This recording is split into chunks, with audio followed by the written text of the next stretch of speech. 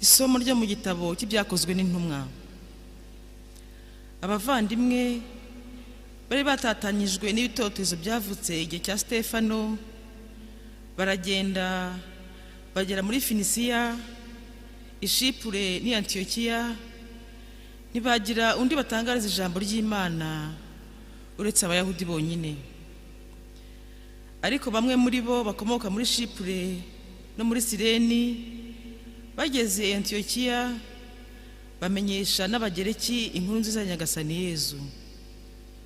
Ububasha bwa Nyagasani burabakomeza, bigatuma umubare w'abahinduka bakamwemera urushaho kwiyongera.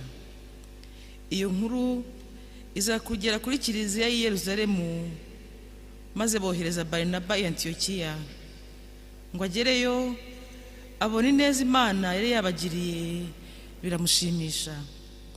Nuko arabayihanangiriza ngo bizirike kuri Nyagasani babikuye ku mutima.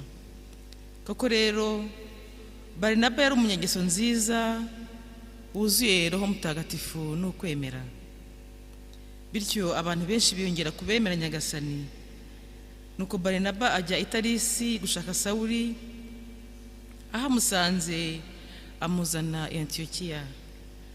Bahamara umwaka wose bakorera iyo Kiliziya kandi bigisha inteko nyamwinshi y'abantu. Aho i Antiyokiya nyine niho abigishwa bituye bwa mbere na mbere abakristo. Iryo ni ijambo ry'Imana.